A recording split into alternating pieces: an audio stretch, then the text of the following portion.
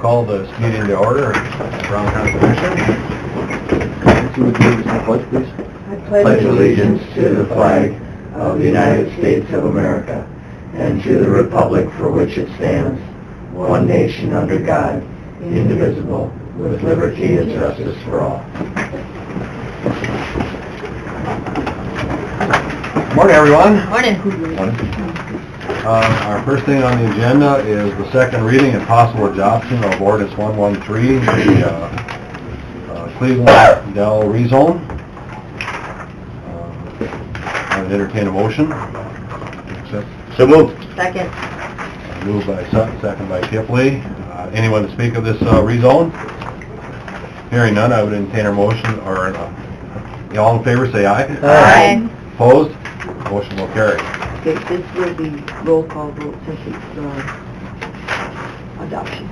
We're done. And that's with the program, right? Great.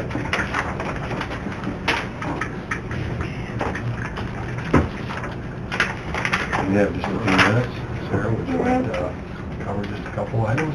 Yes, approve the joint city-county meeting minutes, general meeting minutes of January 16th. Move. Second. Moved by Sutton, second by Hanson, to approve the minutes, joint from January 16th. All in favor? Aye. Opposed? Motion carries. Claims and payroll. Move it. Second. Moved by Fishback, second by Kipley. All in favor? Aye. Opposed? Motion carries. HR report. Move. Second. Moved by Hanson. Your choice. Second by Sutton to approve the HR report. All in favor? Aye. Opposed? Motion carries. Lease for Lee Belt RV and the Richmond Lake House. Second. Moved by Fishback, second by Kipley. All in favor? Aye. Opposed? Motion carries. The grant agreement for landfill South 3. Move. Second. Moved by Hanson, second by Sutton. All in favor? Aye. Opposed? Motion carries. The Jones and Fishback plat.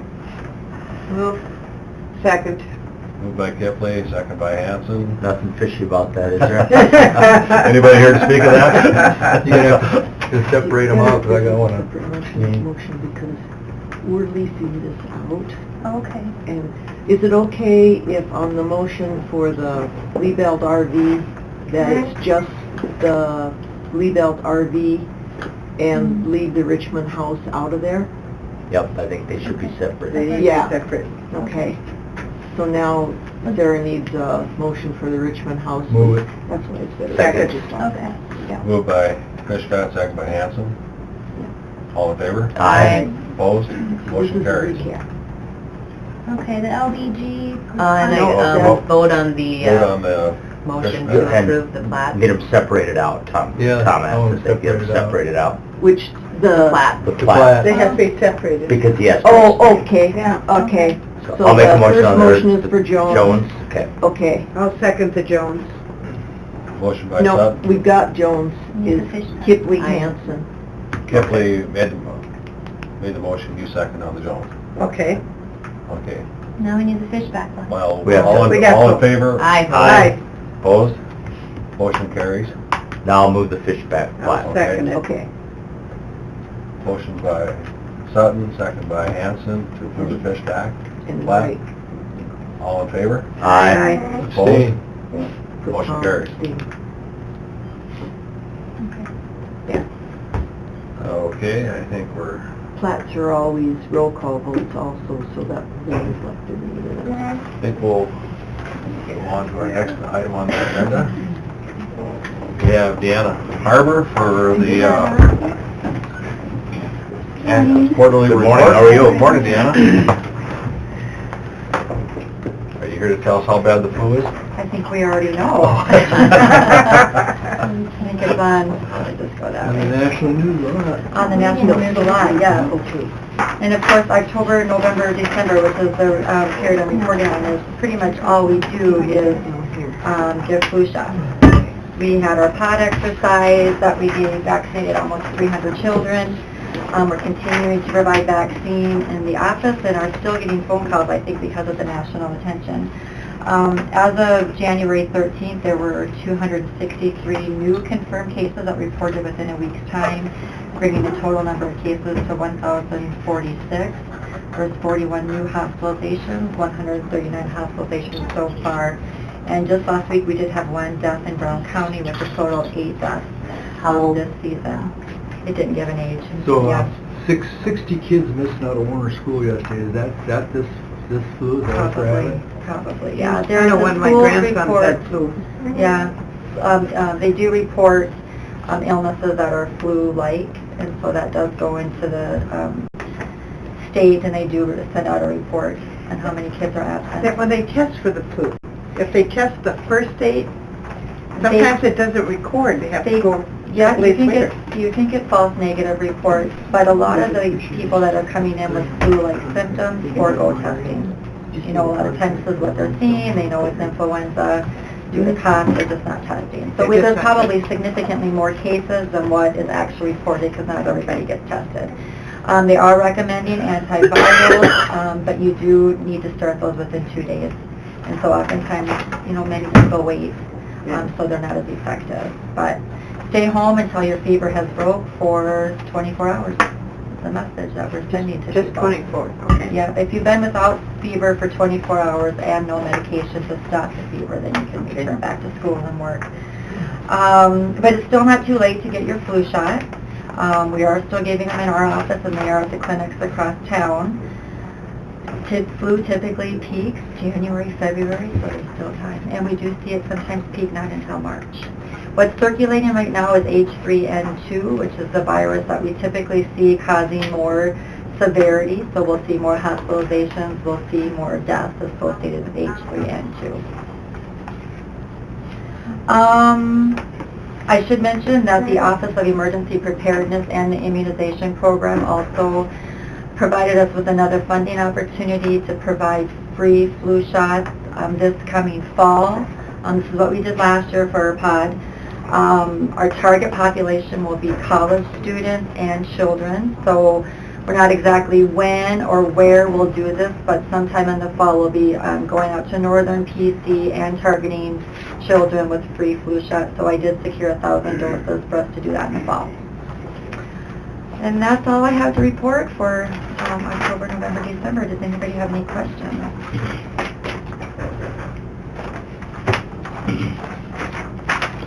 Busy time for you, huh? It is, yes.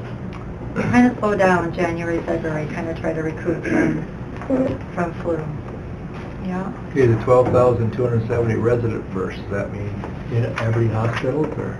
The state, South Oh, Dakota. that's the whole state. Yeah, these are just some highlights that came out after the first of the year with some kind of interesting data, but it's statewide data, yeah.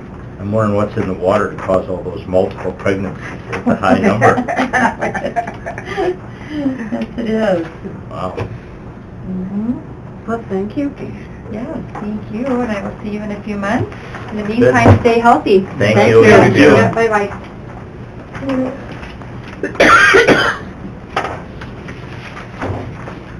Sir, you want to continue on what you have with a few more items? Yes. Or a little? Okay, contract for the landfill monitoring. It wasn't on the agenda, that's my fault. It's just a contract that they sign every year for monitoring with LBG, that Leggett, Bergiers and Graham. I'll move it. Second. We don't have a problem with it not being on the agenda, do we? I don't. I don't, but I didn't know if we did. Moved by Sutton, second by Fishback. Approve signing the contract. Annual with monitoring. Landfill monitoring. Call it in. All in favor? Aye. Opposed? Motion carries. Acknowledgement letter of notification for the proposed Dade County 2 wind project. I don't think you need a motion on it to acknowledge it, or I don't know if you want anything in the minutes about acknowledging that. That's up to you. I don't know, we all got a letter on it. And meeting's coming up in Groton on February 8th, I believe. So. Okay, so just Just that's why acknowledge it's in it, Groton yeah. instead of over in Dade County, Yeah. since it's a Dade County project. The ESRI GIS contract.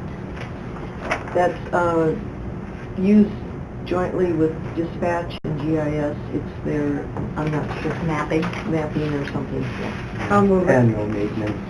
Second. Moved by Hanson, second by Kipling. All in favor? Aye. Opposed? Motion carries. Set hearing date, ordinance 114, fall rezone. Move it. Second. Moved by Sutton, second by Hanson, to set the rezone for the Paul rezone. All in favor? Aye. Opposed? Motion carries. That's all I get. You want to select them or not? Just to make sure that, Judy put a letter in because she needs a part for the generator, and it was over the expenditure limit, just to make sure that's okay for her to order that Acknowledge part. the expenditure. Yeah, I wonder if we should raise that back up or something like that. That 2,500 has been running pretty low. If we go where the state is, Judy's feeling frustrated. She was in this morning. She's feeling frustrated that she can't get the parts ordered fast enough when they're needed with the people that are here that could put it in, and it takes longer. What's the state's amount? 5,000. I mean, This was 4,900. I know, And ours is currently 2,500. 2,500. I just... With the cost of everything anymore, I would make a motion that we change our policy to anything over 5,000 has to be approved. Yeah, and that's where the state is, and I'd second that. It just, Judy expressed frustration today, and I could see, getting the people here, they're probably here, she can't get them until we get here, it's hard. Yeah, I agree. So do we want a motion to amend? He made the motion, I Okay. seconded Motion by Sutton, second by Hanson to increase our spending limit to 5, 5,000 versus the 2,500. and that we'd be at state then. All in favor? Aye. Opposed? Motion carries. Next item on our agenda is Robin Bobzine. Robin? Good morning, Robin. Good morning. Morning. Now wearing your biking jersey? I'll wear my bison for the day. The biking stuff stings a little bit. Well, when Gary and I visited with Gary, I don't know, a month or so ago, and actually Scott Mintz had approached one of our employees about the possibility of maybe some Homeland Security funding that might be available for temporary traffic signals. Over the last many years, you've seen sets of these temporary signals put up for our purposes on, when we're installing new intersections, things like that. You've used them for the fair every year. Obviously, both of us are paying rentals. And I guess the question is whether you would have an appetite to pursue maybe some grant funding, first of all. I don't think you guys have any money budgeted. We don't have any money budgeted for this year, for 18. But if there would be the possibility of getting some grant funding, it would cut the cost back significantly.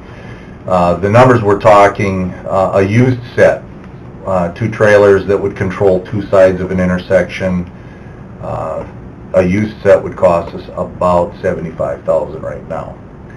A new set of that type would be in the $100,000 range, and then if you went to the 4 trailers like we've used at the fair for many years and like we've used for some of our intersections, those are going to run you about $150,000. So they're not cheap. But if you amortize it out, if you look at the potential over a 5-6 year period, I think there's a payback for both of us to do it if we could find some grant help. What's the rent on something like that?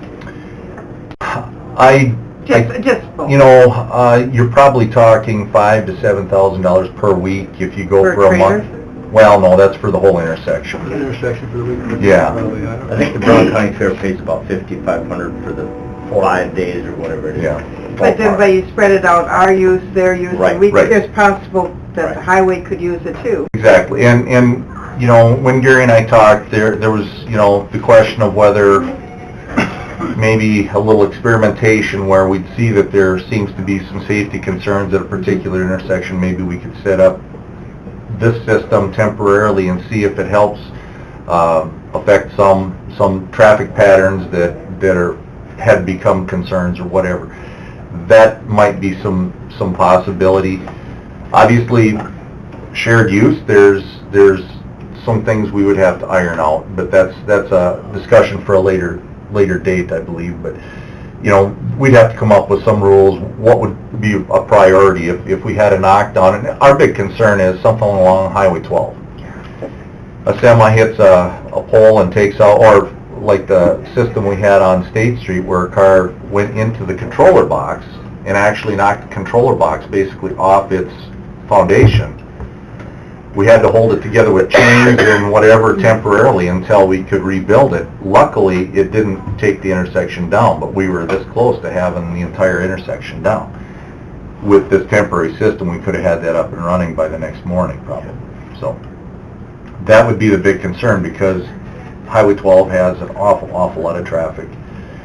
I don't know if the state would also have some, you know, interest in maybe sharing in on it too, but if you get too many entities, we may all have needs at the same time, and so, you know, that would be something we could talk about later too. But right now, it's just introducing the concept. If you'd like, we could start seeing what possibilities there are for some grant opportunities out there, and then we could report back if we find something that would be of interest, and then see if, you know, if we could come up with something that might be a budgeted amount that we might be looking at for 19 perhaps. Well, with all the high traffic intersections we have in this area, it'll only get worse as the beef plant ramps up and as the soybean plant gets up and running. Absolutely. I think it would be definitely worth pursuing to have a set that we could share to use in the event of an emergency or just for everyday operations. Right. Who do we rent those from, you know? Well, there's a number of vendors, primarily out of the Twin Cities right now, and they stop by periodically, and we've been in contact with a couple of them. So I think you guys have worked with So Street you could be Smart. able to find some used ones possibly. Oh yeah, yes. There's always, you know, and the concern I'd have about used ones, you're going to have a given shelf life on these, and probably the used ones you're going to have a couple of years worth of rental taken out of it already. Most of these are solar powered with batteries, and we'd probably be looking at investment in batteries and keep a lot quicker into the life cycle than you might with a new set. Exactly, yeah. It's a good and a bad. It'd be nice if there was some grant money available to use it. I think we should pursue it. Yeah, I don't think it's a bad idea. Have a look. Okay, well, we'll start taking a look at that, and I guess we can report back at a later time. I'll be in contact with Gary, and we'll see where it goes. Sounds good. Whatever help we can give you, if we work through Gary or Scott. Sure. Is there lights going to be going in on the RDO corner on 12? Yep. Yes, the DOT will be putting that in this fall, I believe. Yeah, this coming year, the 2018. I thought that's what it was. I Yep. don't remember. They're needed. Yeah, it's, you know, we keep continuing to get more and more traffic, so it's getting to be where a lot of these areas are more of a concern. Like you said, the soybean plant, I think we're going to have some additional concerns along 8th Avenue in Brown County 14, so. Yeah, if you come from the north on 14 wanting to go east, if you get there about 20 to 8 in the morning, you can sit there for 20 minutes before you can pull out. It's terrible. Yeah. Harvest is crazy. Yeah, harvest time. Yeah. I always feel so sorry for the trucks. Eventually they just go. Yeah, and I don't blame them. they're not. Someone will stop. The best thing they ever did for me is when they put those lights in on the Starlight corner. Yeah. You know, before there, you'd wait, and then with the semi when you're hauling corn. Oh, yeah. Yeah, it's tough. Thank you for your Yeah, time. thank you. And, we'll be in touch. Thank you very much for Have a good day. You too. Thanks, Derek. Well, we've covered all the stuff from Sarah. We've got our agenda done. Gary, do you have anything? Henry Falda at the Millen Building for 24/7, they do a scheduling meeting once a month on a Sunday. They've been doing it currently in the Sheriff's Department conference room, but He was just asking if you'd have any concerns if they started doing it back at the Millen Building, probably in the teen court area. It's one Sunday a month, at 4:45 p.m. for about an hour. So Makes sense to me. Yeah, nothing scheduling meeting. Makes sense to me. Sounds good. I'll let them know. And with that, I just need a quick exec for legal and personnel. I'll move it. Second. Moved by Sutton, second by Hanson to go into legal, or exec, sorry. Okay. Just legal and personnel. Okay.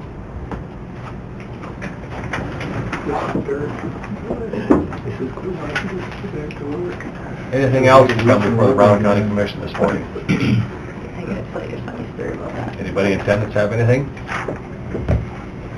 With that, I would entertain a motion to Move to adjourn. adjourn. Second. Moved by Kepley, seconded by Fishback to adjourn. All in favor? Aye. Opposed? We are adjourned.